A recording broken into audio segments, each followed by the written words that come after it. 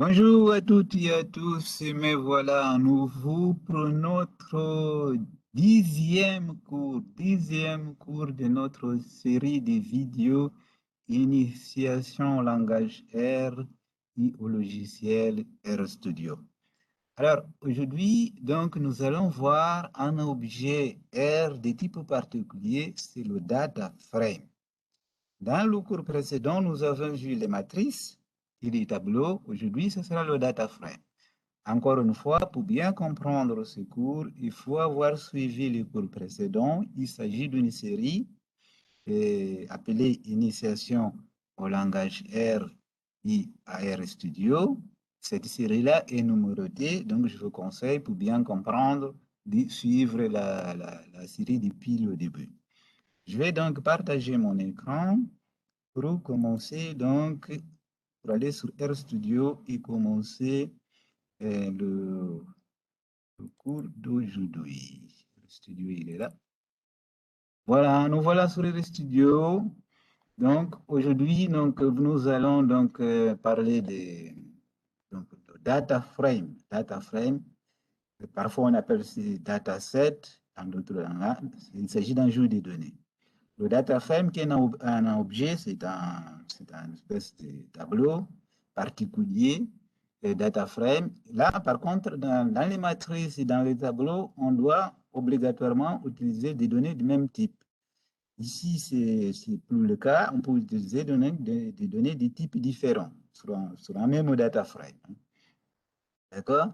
Donc, la première façon de créer un data frame, créé à partir de trois vecteurs. Donc, en général, les data frames sont composés de vecteurs, tout comme les tableaux ou les matrices, d'ailleurs. Donc, on peut créer trois vecteurs et ensuite, à partir de là, créer un data frame. Je vais créer le premier vecteur. J'utilise donc la fonction C pour créer le premier vecteur. Je lance ce code-là. J'écris un deuxième vecteur avec des valeurs logiques. Donc, je lance ça, ce code-là. J'ai créé un troisième vecteur qui est en effet un facteur, un objet de type facteur. Ici, là, je lance ça. Et donc voilà, j'ai trois vecteurs, ou si vous voulez être plus précis, 12 vecteurs et un facteur, mais facteur, c'est en fait un vecteur de type facteur, et donc des catégoriels, en fait. Donc voilà, et je peux essayer de rassembler en quelque sorte ces vecteurs-là pour pouvoir créer un data frame particulier, mais d'abord en passant par une liste. Donc, j'utilise la fonction liste pour mettre ensemble le premier vecteur, le deuxième vecteur et le troisième vecteur qui est en effet un facteur. Je lance ça. Et si je lance ça, j'aurai donc ma liste proposée. Pardon. Ma liste est composée pour le premier élément de la liste, le deuxième élément de la liste et le troisième élément de la liste. OK? Ensuite, j'utilise la fonction dataFrame pour la fonction dataFrame, cette fonction-là. J'ai mis le nom de la liste ici entre guillemets et ensuite je suis en train de transformer cette liste en dataFrame. Si je lance ça, par exemple, et ensuite je lance ça, vous voyez, maintenant j'ai un data frame. J'ai un objet ici, data frame. La meilleure façon de visualiser un data frame, c'est d'utiliser la fonction view.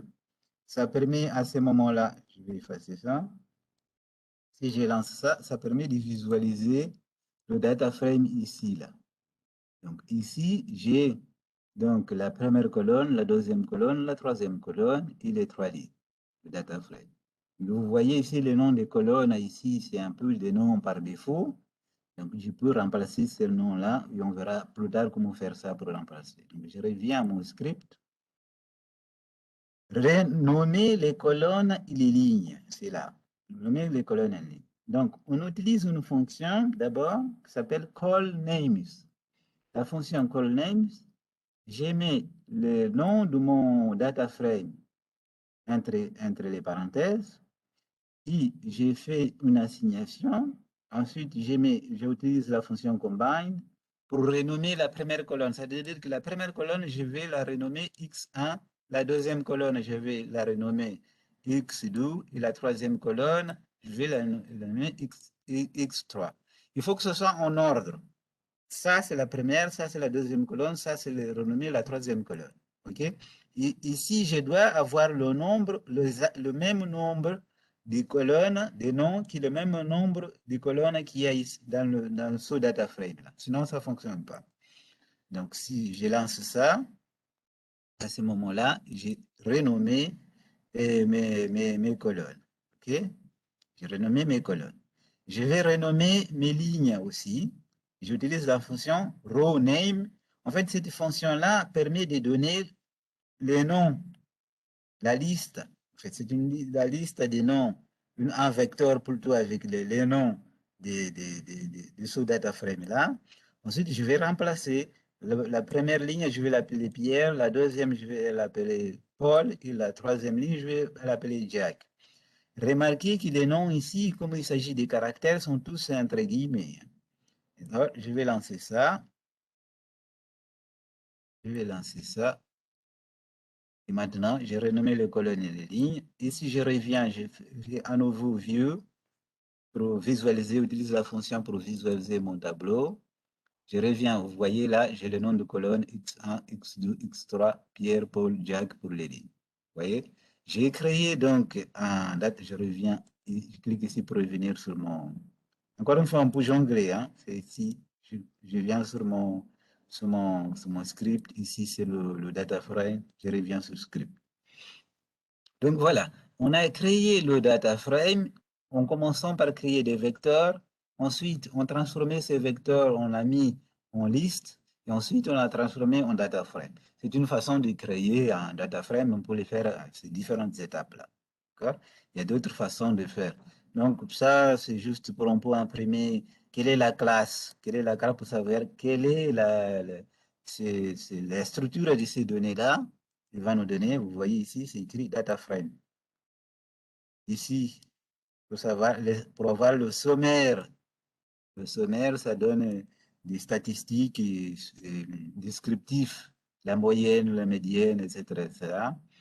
Ici, c'est pour imprimer le data frame. La fonction print, c'est pour imprimer. En fait, on peut faire comme ça sans utiliser la fonction print. Par exemple, on peut juste faire classe. Si là, je vais faire un petit peu plus loin. Je peux faire, par exemple, classe, entre guillemets, data frame 1. Il lancer ça. Vous allez avoir la même chose ici. Vous avez data frames. Donc, soit vous pouvez utiliser print et mettre le tout entre parenthèses, hein, mais ce n'est pas obligé d'utiliser le print. Vous pouvez juste utiliser ça, lancer. Vous aurez donc la classe, la structure de cet objet-là. Donc, pour savoir quel est le type d'objet, sommaire, c'est une fonction. La fonction sommaire, c'est une fonction qui permet d'avoir des statistiques descriptives sur un data frame, par exemple. D'accord? Donc voilà, ça c'est la première façon de créer le tableau data frame. La deuxième façon, c'est d'utiliser la fonction data frame directement. Deuxième façon de créer le data frame, on utilise la fonction data frame directement. On ouvre les parenthèses. On dit la première colonne, là, ce seront les valeurs de la première colonne. La deuxième colonne, là, ce sera les vecteurs, ce sera les valeurs de la deuxième colonne. La troisième colonne, là, vous donnez un nom à la colonne d'abord, et vous ensuite vous assignez le vecteur correspondant à cette colonne en question. Ici, vous dites que c'est un facteur, donc vous mettez la fonction facteur, ensuite, entre guillemets, vous mettez les vecteurs. Et si on lance ça, on aura créé donc nos data frames. Ici, je lance ça. Voilà le data frame. J'ai envie de visualiser ici, mais je peux aussi utiliser la fonction view, ensuite entre parenthèses df2. Voilà, pour pouvoir visualiser voilà mon tableau. C'est le premier, hein, c'est les deux façons de créer. C'est exactement comme le premier tableau, n'est-ce pas? D'ailleurs, je vais fermer celui-là. Je reviens à mon script. Ici, on peut faire la même opération pour renommer les variables, comme on a fait la première fois. Je lance ce code-là. Voilà. Et puis, si je reviens ici pour voir mon tableau, vous voyez, maintenant, j'ai maintenant sur ce tableau-là les colonnes X1, X2, X3, ensuite Pierre, Paul, Jack. Voilà, je reviens sur mon script. Voilà, deux façons de créer. D'abord, on peut commencer par créer des vecteurs.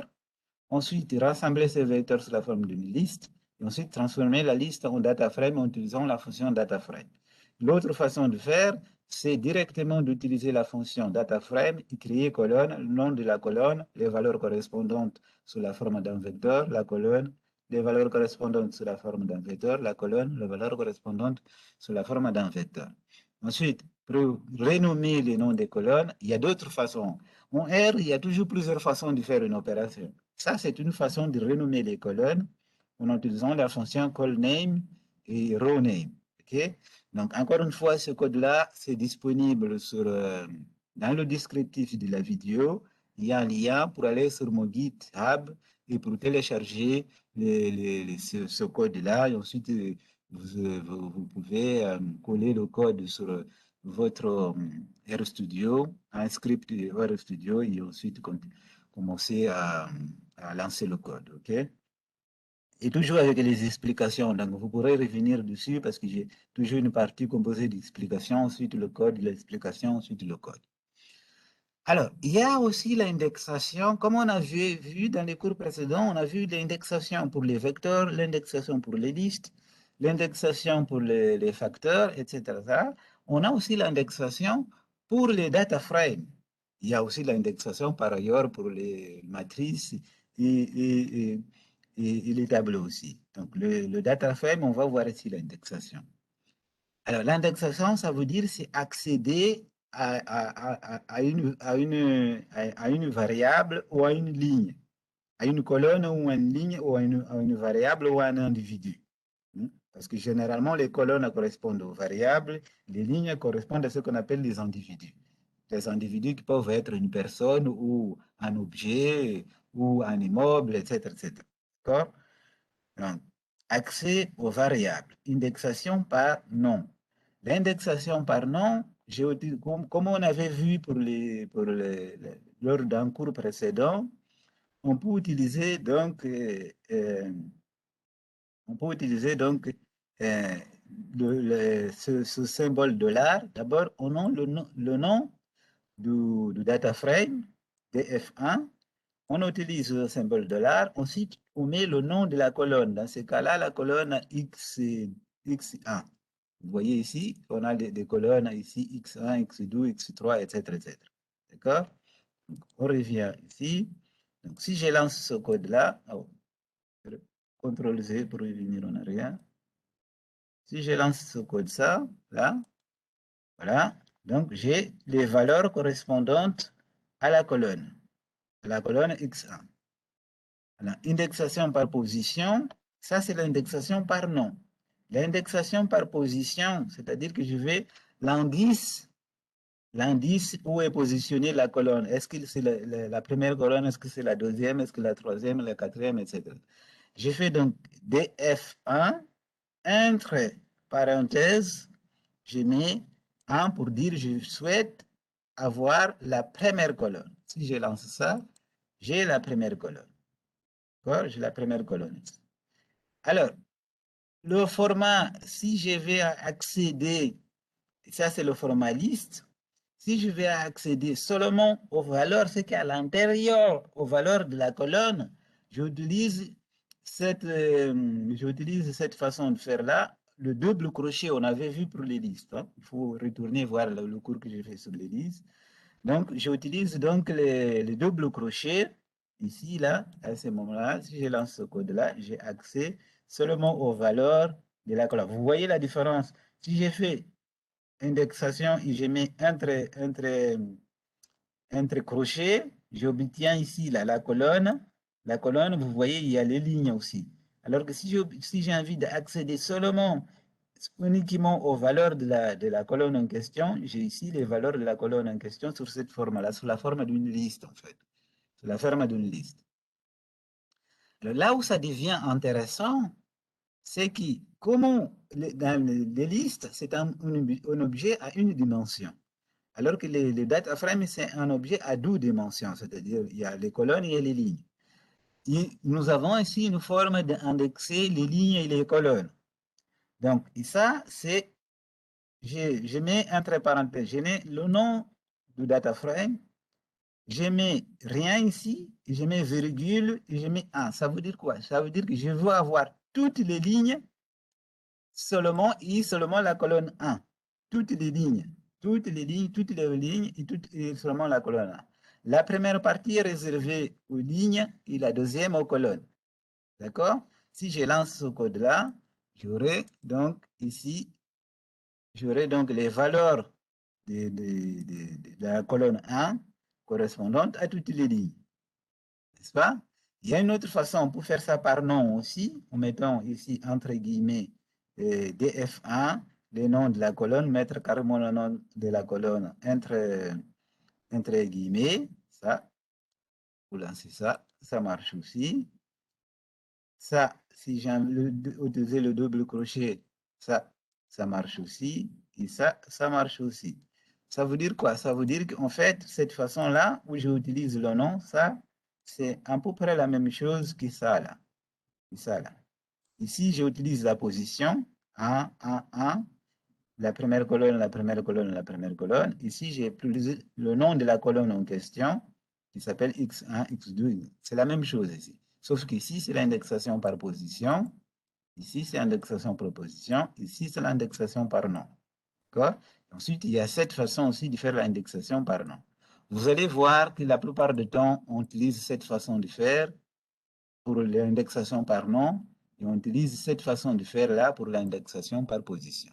Ce sont les deux façons d'indexer qu'on utilise le plus. OK? Donc voilà. Alors, accès à un individu. Ça, c'est l'accès aux colonnes. OK? Ça, c'est l'accès à l'individu. On commence, on met un. Alors, il y a quelque chose qui est important à expliquer. Si on met un, c'est un virgule, c'est rien, on se réfère aux colonnes. C'est-à-dire que cette façon de faire là, d'indexer là, la colonne, c'est la même chose que cette façon de faire là. OK? Ça, c'est la même chose. Je vous ai expliqué, donc, si on utilise la virgule, ça veut dire que le premier élément avant la virgule correspond aux lignes et le deuxième correspond aux colonnes. Après, la virgule, c'est aux colonnes. Donc, systématiquement, si on a envie d'accéder aux individus en utilisant l'indexation par position, on met le nom du data frame, on ouvre le crochet, on met la position de la ligne en question. Dans ce cas-là, c'est la première ligne. Et ensuite, on met virgule, on dit toutes les colonnes. La première ligne, toutes les colonnes. Si on met rien, ça veut dire toutes les colonnes. Hein? De la même façon qu'ici, on n'a rien mis ici avant la virgule, ça veut dire on souhaite avoir toutes les lignes et la première colonne.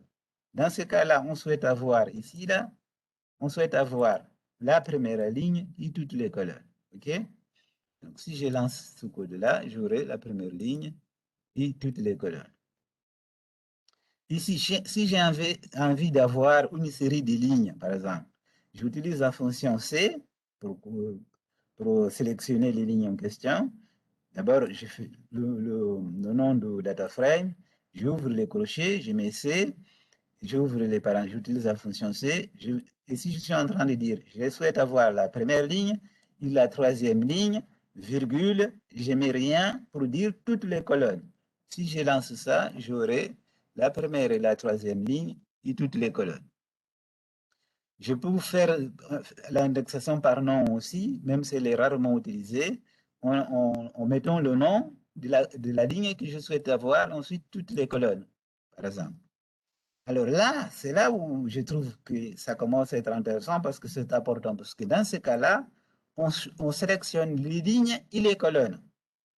Ici, on a sélectionné, on a dit, d'abord on a mis le nom du data frame, on a ouvert les crochets, on a utilisé la fonction C. J'ai dit, j'ai envie de sélectionner la première ligne, la troisième colonne, je ferme les parenthèses, virgule, et je souhaite avoir de la colonne 1 à la colonne 2. par exemple. Donc, les 2 points ici, c'est pour dire, vous vous souvenez de ce symbole 2 points que je disais que c'est pour dire la série. D, ça commence ici et ça se termine ici. J'aurais pu, par exemple, mettre comme ceci, par exemple. J'aurais pu faire ceci. Combiner les deux, faire un C, ouvrir le parenthèse, je sélectionne la colonne 1 et je sélectionne la colonne 2, par exemple. Je peux faire ça. Je peux même mettre d'autres colonnes ici, 7, 5, 8, 9, s'il y en a, peu importe. Ça veut dire qu'ici, c'est les lignes avant la virgule et après la virgule, ici, c'est les colonnes. D'accord? Mais si j'ai envie, s'il n'y a pas d'interruption, si c'est une série qui va de 1 à un autre chiffre, je peux par exemple faire comme ça, 2 points, 2 points pour dire, je souhaite de la colonne 1 à la colonne 9. C'est ça que je peux faire ça, par exemple. Et dans ce cas-là, je n'ai pas besoin de mettre entre le C. Par contre, je peux faire autre chose. Je peux, par exemple, mettre C et dire, je souhaite avoir la colonne 1, ensuite la colonne 5, et ensuite de la colonne, disons, 8 à la colonne 20, par exemple. On peut combiner, ça veut dire combiner différentes, c'est-à-dire qu'ici, j'utilise, pardon, ici il y a le C. Quand vous voyez le rouge ici, ça veut dire qu'il y a quelque chose qui ne fonctionne pas, il y a quelque chose que vous n'avez pas fait correctement. Donc, vous voyez, maintenant, le rouge ici a disparu. Hein. Ça veut dire qu'il n'y a plus d'erreur maintenant. Qu'est-ce que j'ai dit là? J'ai dit, je vais avoir, je souhaite sélectionner la première ligne, la troisième ligne. Ensuite, je vais sélectionner la première colonne, la cinquième colonne, et de la colonne 8 à la colonne 20. Voilà. Donc, je vais laisser comme c'était, par exemple. On peut combiner ça, il faut s'entraîner. Il n'y a pas de miracle là-dessus pour bien comprendre ça. Il faut s'entraîner, s'entraîner, s'entraîner, s'entraîner. Hein? Et je vous conseille donc de télécharger ce code-là. Comme je vous ai expliqué dans le descriptif de la vidéo, vous avez le lien vers mon GitHub pour aller télécharger ça. Et donc, vous pouvez vous entraîner. Donc, voilà.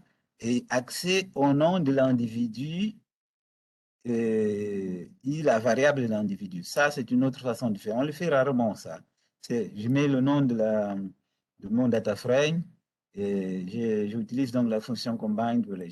La ligne, je souhaite avoir la ligne Pierre et la ligne Jack. Et ensuite, là, je souhaite avoir la colonne X1 et la colonne X3. Ça, c'est une autre façon de faire aussi.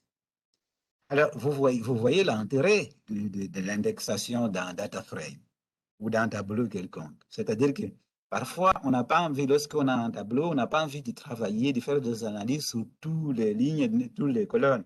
Ça permet de les sélectionner. Je souhaite avoir telle colonne, je souhaite avoir telle ligne, telle ligne, etc., etc. Et l'indexation, que ce soit par l'indexation par nom ou par position, c'est celle qui permet de sélectionner. Il y a l'indexation par condition aussi. Hein? Mais ça, on va voir au fur et à mesure, comme on a vu pour les vecteurs, pour les listes, etc., etc. Donc voilà, l'indexation, mais c'est l'indexation par position ou par nom qu'on utilise la plupart du temps. L'indexation permet de sélectionner une partie d'un data frame, qui est un objet R de format tabulaire, quelque sorte. OK. Ceci étant expliqué, maintenant je vais vous expliquer. Supposons, nous avons vu comment créer un tableau.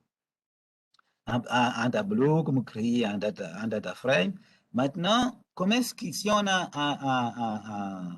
un tableau, par exemple Excel, ou bien sous le format Excel ou sous le format CSV, par exemple, comment est-ce qu'on peut l'emporter vers RStudio ou sur le format SPSS ou bien sur le format, le format Stata ou sur le format SAS, etc. Comment est-ce que tout ça, ce type de tableau-là, on peut l'emporter vers RxStudio? Eh bien, on utilise des fonctions et des packages et des fonctions. Alors, par exemple, pour emporter un fichier de type Excel, on utilise cette fonction-là, la fonction read Excel. qui fait partie du package Read Excel. Alors, d'abord, donc, j'installe le package. J'installe le package ici. Installe package. S'il n'est pas déjà installé, j'installe le package.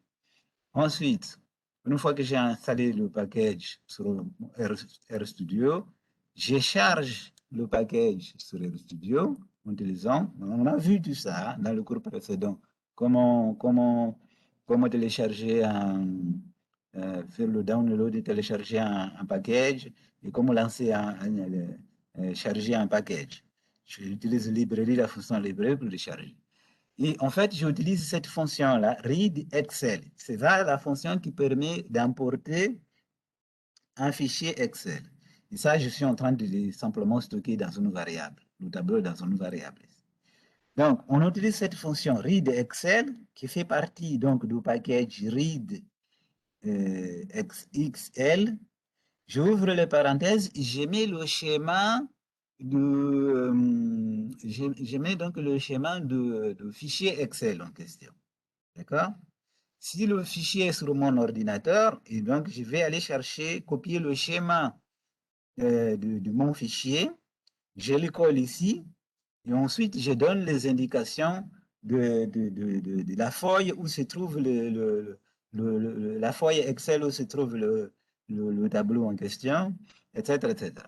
Alors là, je vais devoir donc arrêter le partage pour aller vous expliquer cette fois-ci comment copier. D'ailleurs, le premier et deuxième cours, j'ai expliqué ça, comment copier le schéma d'un fichier ou le schéma d'un dossier. Hein? Mais je vais le refaire encore à nouveau pour que vous puissiez cette fois-ci savoir comment importer un fichier de type Excel. OK? Donc, je vais arrêter le partage. Ensuite, je vais repartager à nouveau pour aller dans mes fichiers.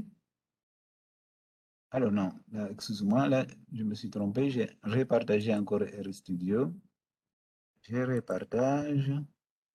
Où est-ce que sont mes fichiers? Pourtant, c'est ça, mes fichiers.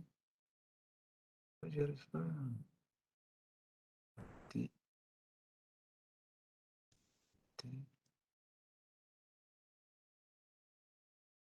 Ça, ce sont les complications de arrêter, partager, repartager, c'est toujours un problème.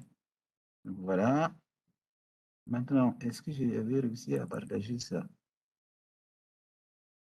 OK. Est-ce que mes fichiers? Maintenant, j'espère que vous voyez mon fichier. Hein. J'espère vraiment que vous voyez mes fichiers. Donc voilà, le fichier il est celui-là. Donc j'ai envie donc de partager, de copier le schéma de ce fichier Excel ici, là. Alors, sur le clavier de votre ordinateur, si vous avez un Windows, c'est comme ça qu'on doit faire, vous appuyez sur la touche majuscule. Vous laissez votre doigt appuyé. Ensuite, vous faites clic droit sur les documents, comme j'ai fait ici. Voilà, une fenêtre s'ouvre et vous descendez sur cette fenêtre-là jusqu'à là où c'est écrit copier autant que schéma dans schéma d'accès. Copier autant que schéma d'accès. Vous cliquez ici. OK? Alors, je vais refaire encore une fois. Donc, vous appuyez d'abord sur le majuscule du clavier de votre ordinateur. Si vous avez un Windows, vous laissez votre doigt appuyé. Avec la souris, vous faites un clic droit sur le dossier en question. Vous descendez sur cette fenêtre-là jusqu'à là où c'est écrit copier donc schéma d'accès. Vous cliquez dessus. À ce moment-là, vous avez déjà copié le schéma du dossier. Et donc là, je vais arrêter le partage. Repartager encore pour venir sur RStudio. Et ici, là, vous voyez là, vous copiez le schéma ici. Vous effacez ici, ça c'est parce que j'avais fait. Vous effacez ça, vous copiez le schéma, vous laissez vous copier-coller. Vous faites copier-coller, c'est-à-dire CTRL V. Une fois que vous avez copié le schéma là-bas, vous venez sur RStudio, vous faites CTRL V. Voilà. Alors, par contre, il y a un problème avec avec les Windows, pas sur les Mac, il n'y a pas le même problème. C'est qu'en fait, si je lance ce code-là, comme ça, là, ça ne va pas marcher. Donc, il faut doubler les slash. soit vous doublez les slash, comme j'ai fait ici, là, vous mettez double slash, soit vous inversez le sens de slash. Vous mettez un slash, ce qu'on appelle un forward slash. Alors, sur mon ordinateur, oui, si j'ai les forward slash ici. Voilà, je suis un peu comme... Ah, voilà, le forward slash. Vous mettez le slash comme ça. Moi, je préfère doubler les slash, donc je vais doubler les slash ici, doubler ce slash ici, doubler le slash ici. Une fois que vous avez copié le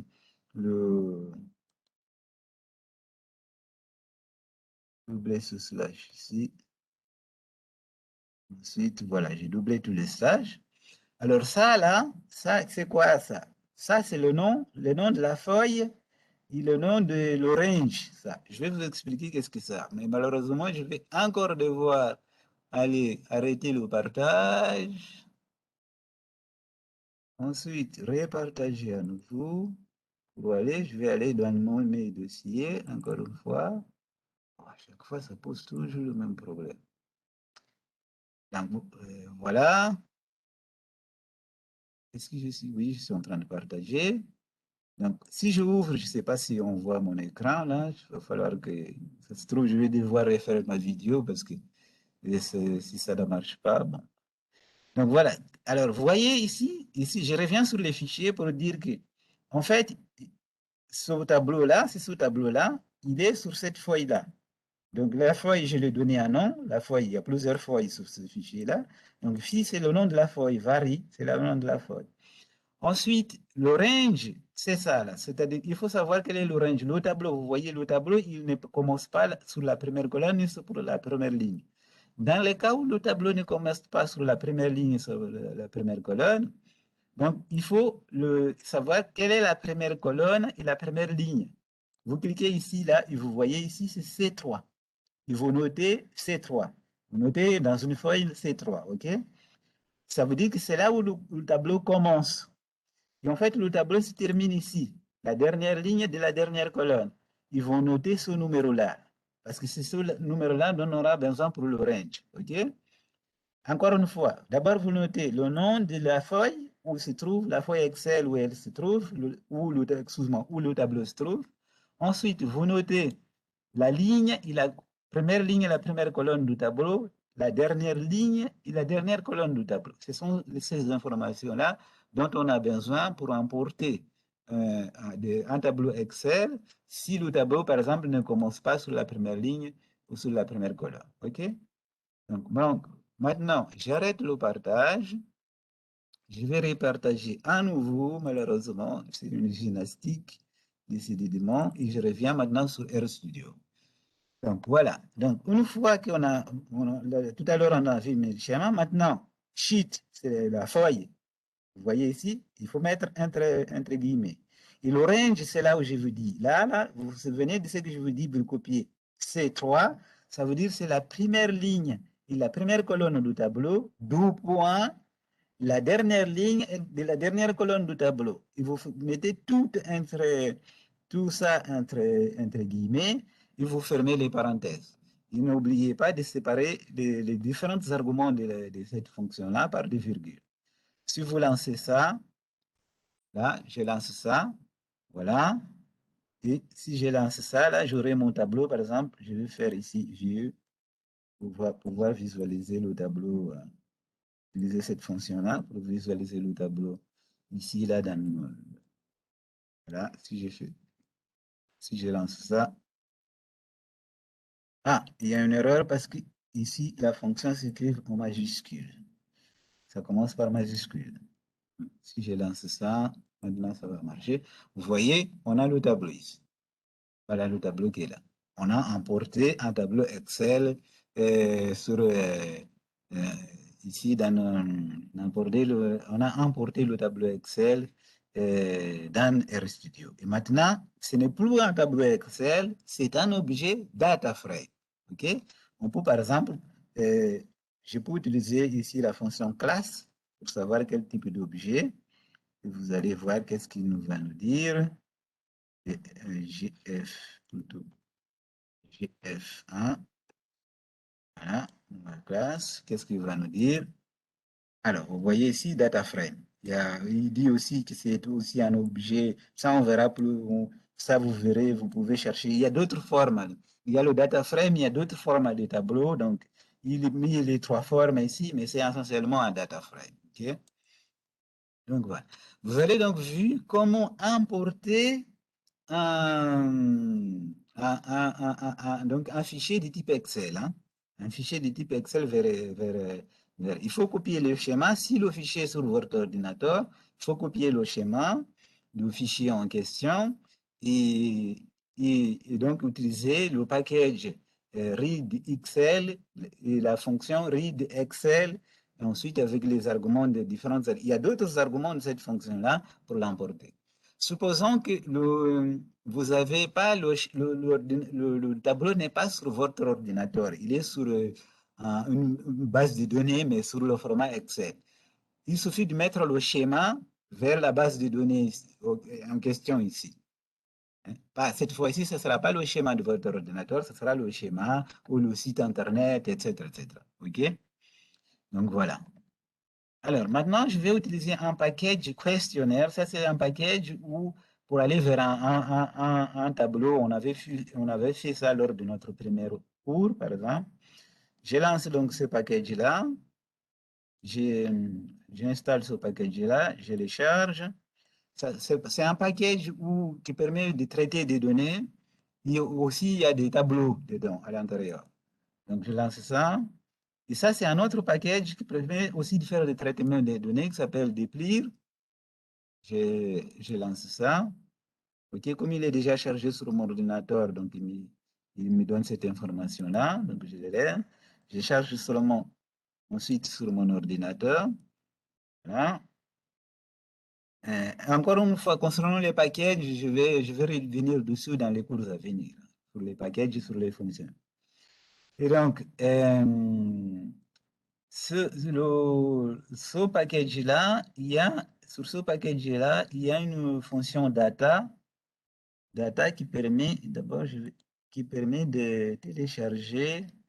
Alors, je vais lancer ça pour voir si ça fonctionne. Je lance ça. Ensuite, je lance ça pour voir si ça fonctionne. Voilà, OK, je reviens en arrière. Alors, sur ce package-là, questionnaire, il y a un jeu de données qui s'appelle HDV 2003. C'est les conditions de vie des Français. C'est une enquête sur les conditions de vie des Français. Et donc, ce tableau-là qui vient avec, ce data frame-là qui vient avec cette fonction-là, avec ce package-là, je suis en train de stocker ce data frame-là dans une variable que j'ai appelée DT1. OK? Ensuite, pour les visualiser, vous utilisez la fonction pour les visualiser. Donc, si je lance ça, on a vu qu'on avait visualisé le tableau qui est là. Si je lance ça, voilà le tableau. Donc, ce tableau-là, ce data frame-là constitue l'identité de la personne, l'âge, le sexe, le niveau d'éducation, le poids, etc., etc.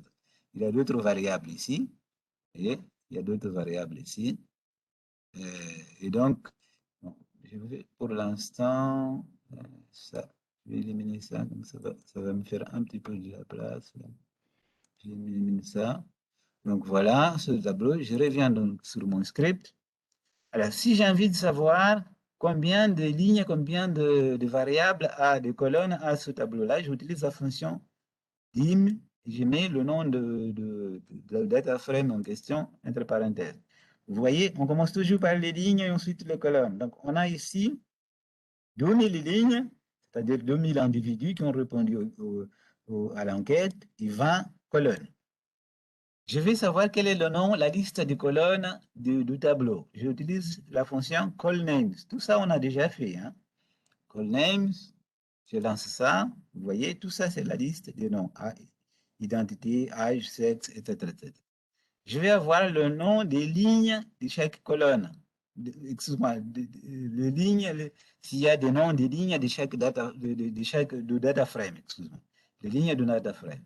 J'utilise cette fonction row.names. Et dans ça, en fait, c'est numéroté, c'est des numéros là. C'est des noms par défaut. Ensuite, vous vous souvenez de cette fonction-là, structure, pour voir quelle est la structure des données qui sont dans le data frame.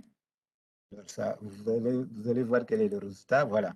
En fait, il me dit que la variable ID, c'est de nombres entiers. La variable âge, c'est de nombres entiers. La variable niveau d'éducation, c'est une variable catégorielle qui on appelle facteur en R. La variable poids, c'est une variable numérique, par exemple, etc., etc. Non, nous avons la caractéristique de chaque variable ici. Et c'est la fonction stretch qui permet de donner ça. Cette fonction structure ensuite le nom du data frame.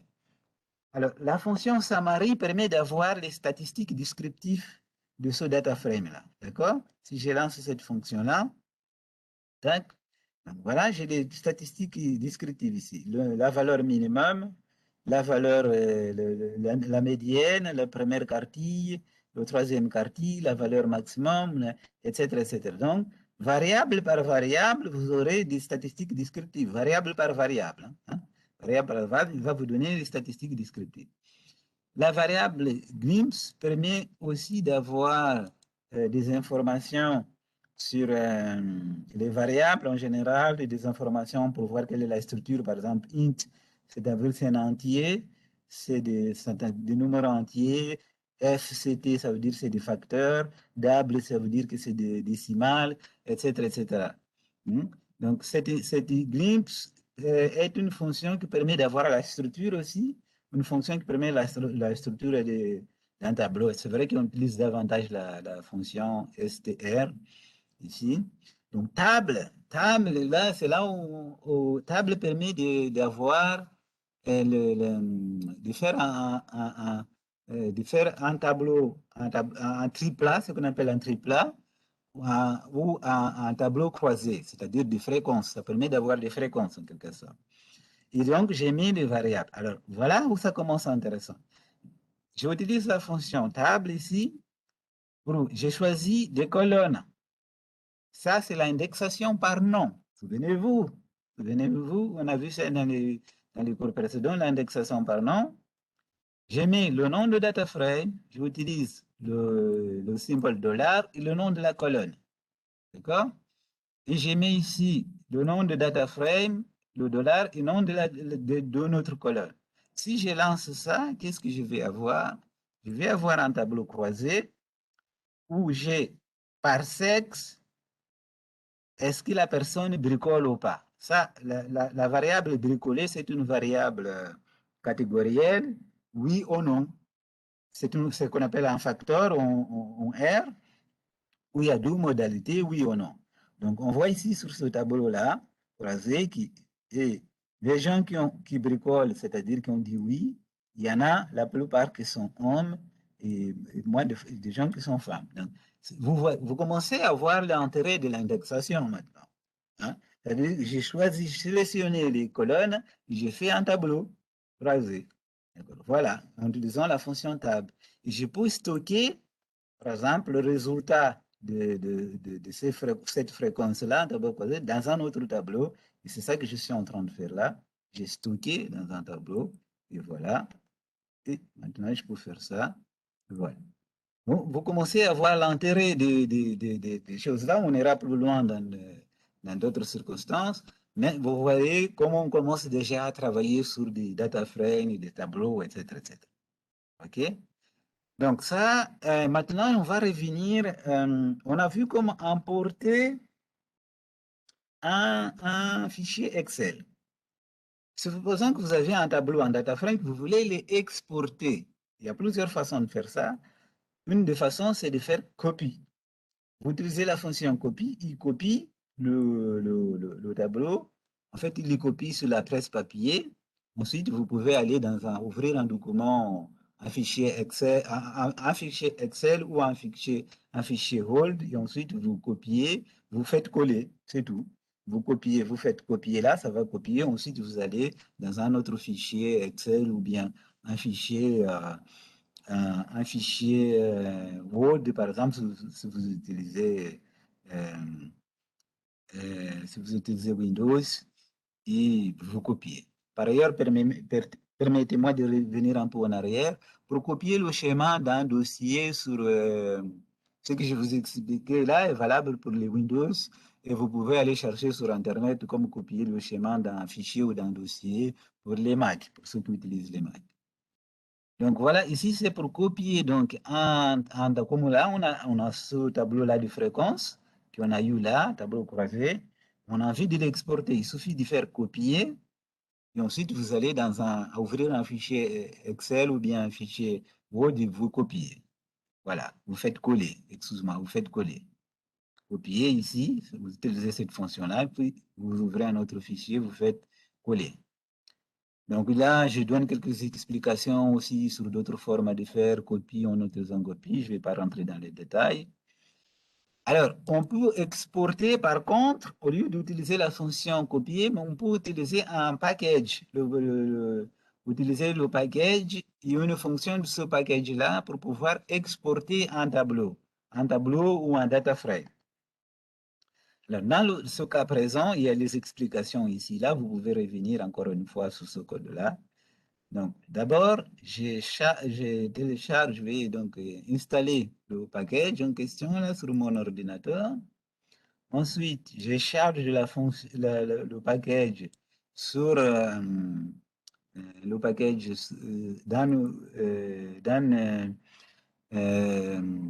dans RStudio.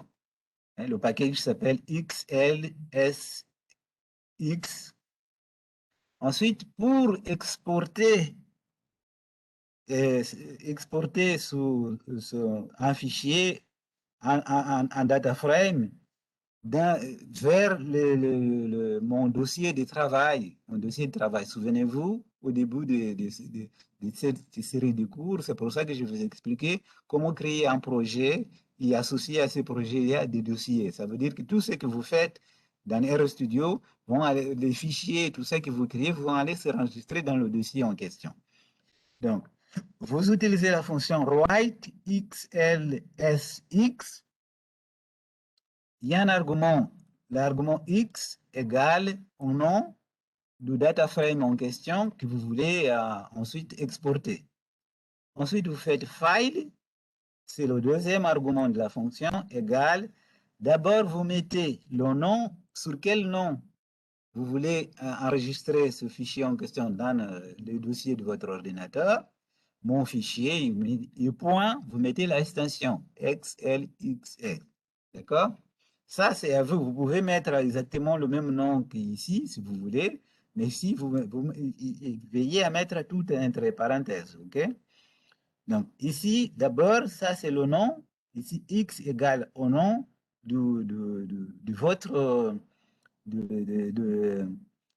data frame ici, ou tableau, ou data frame, ou autre chose, peu importe. Dans ce cas-là, de votre data frame, le nom de data frame ici, vous mettez ici, ensuite file, égale, et vous mettez sous quel nom vous voulez enregistrer dans votre fichier qui est sur l'ordinateur. Et vous mettez le nom de la station X parce que vous voulez l'enregistrer sous la forme d'un fichier Excel. OK?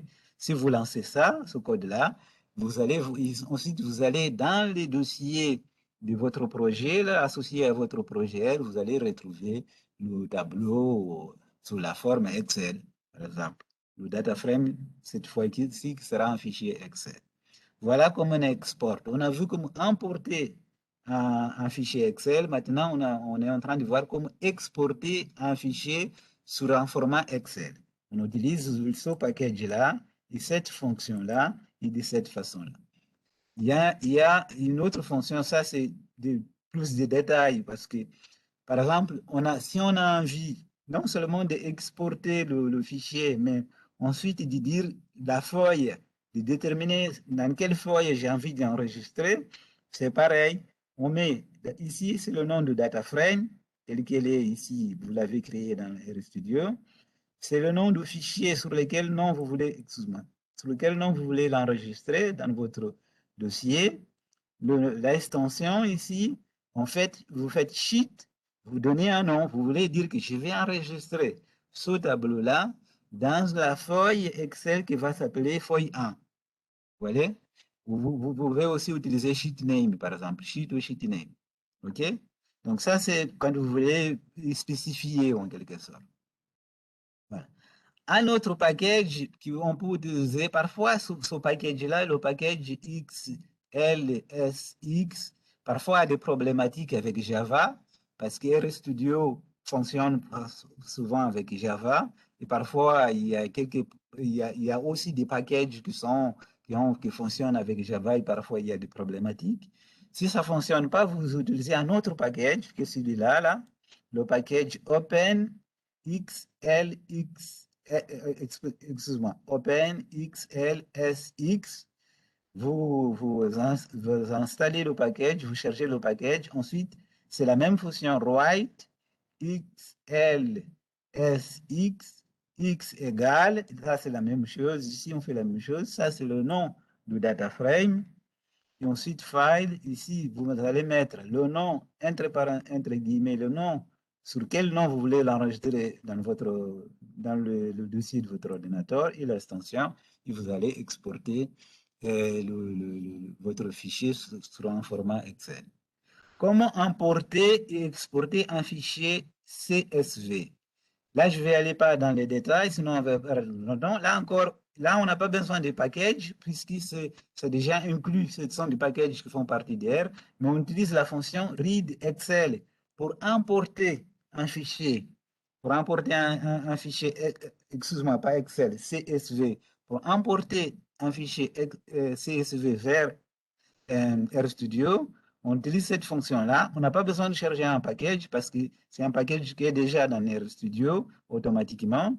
Ensuite, vous mettez le schéma de fichier en question.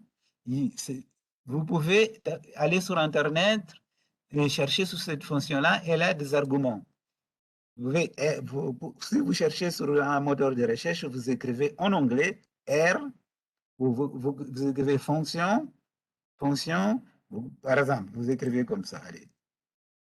Vous faites comme ça, R, ou si vous voulez, vous pouvez aussi créer RStudio, où vous voulez, en anglais. Ensuite, vous faites sur un moteur de recherche, vous écrivez donc fonction, vous écrivez fonction, vous écrivez fonction, en anglais comme ça, fonction, et vous écrivez read.csv. Et à ce moment-là, vous aurez le descriptif de la fonction, les arguments de la fonction, comment l'utiliser, etc., etc. Donc, vous écrivez ça dans un moteur de recherche. C'est important ça, parce que quand on apprend les langues de programmation, il faut savoir qu'il y a beaucoup de choses il va falloir un investissement de votre part. C'est à vous d'aller chercher ces informations-là. Il y a des informations partout, mais surtout, je vous conseille de chercher les informations en anglais, parce que la plupart des informations sont en anglais. Heureusement ou malheureusement, j'en sais rien. Donc voilà, donc vous mettez les schémas ici, ça vous permet. Il y a aussi la fonction read CSV2, par exemple. Donc il y a readable. Donc j'ai mis ici pour exporter un fichier, exporter vers votre ordinateur un fichier CSV sur le format CSV. C'est pareil, vous faites write cs.csv, X, vous mettez le nom de votre data frame, file, vous mettez le nom sur quel nom vous voulez l'enregistrer dans les dossiers de votre ordinateur, vous mettez le nom d'extension, c'est pareil. Et donc ici, j'ai beaucoup d'explications. Toutes ces explications-là, c'est comment importer, exporter. Par exemple, importer des fichiers SAS, SPSP, SPSS, Stata. Vous allez trouver les explications ici, les packages, et comment les utiliser. Connecter RStudio pour importer des données à partir d'une base de données de type RSQ Lite, par exemple. Vous allez sur ce script-là, vous allez trouver comment sauvegarder un fichier sur le format RDA, c'est le format R. Hein? Sur le format R dans votre ordinateur, vous utilisez la fonction save ici, vous mettez le nom du fichier ici, et vous mettez file, et vous mettez le nom du fichier tel quel vous voulez l'enregistrer dans vos fichiers. pour l'emporter vers RStudio, ensuite vous faites load, le nom de fichier, etc. Il y a ici toutes les informations nécessaires que je vous explique. Il va falloir pour vous parcourir ce code-là. Excuse-moi, c'est la fatigue qui commence à me parcourir ce script-là avec toutes les explications qui sont là, comment importer, exporter un fichier, que ce soit un fichier Excel, un fichier CSV, un fichier SPSS, Stata, etc. Il y a toutes les informations ici, OK? Ces codes-là. Donc voilà pour le cours d'aujourd'hui. Eh bien, je vais d'abord enregistrer CTRL S pour enregistrer ça. Je vais arrêter le partage. Bon, voilà, nous commençons. Donc, nous avons vu maintenant les data frames, qui est un format tabulaire typique à R. Dans les 12 prochains cours, nous allons commencer à travailler sur le data frame, encore et faire quelques analyses statistiques basiques. Ce cours-là n'est pas un cours d'analyse statistique, encore une fois, c'est d'initiation au langage R.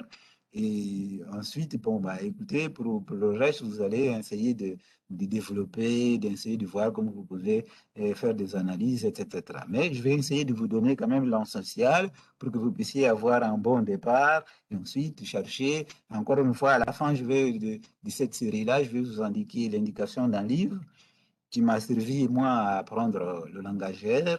Et puis, il y a beaucoup de sites Internet. Vous cherchez beaucoup de sites Internet avec plusieurs informations où vous pouvez aller s'entraîner, télécharger des données, faire des choses, etc. Commencer à pratiquer. Les langages, c'est pas comme du clic-bouton, hein. C'est pas comme les logiciels clic-bouton. Il faut pratiquer, pratiquer, pratiquer, pratiquer. C'est comme ça que vous vous habituez. Mais au début, c'est très difficile, hein, j'en conviens. Mais une fois que vous avez une maîtrise, disons, moyenne, vous allez voir quand même que c'est extraordinaire. C'est extraordinaire d'utiliser la programmation pour faire des traitements de données et faire des analyses statistiques. Bon, bah, merci beaucoup, merci beaucoup, merci beaucoup. Et je vous dis encore toujours, dans mon portugais natif, muito obrigado e até a próxima. Obrigado, até a próxima.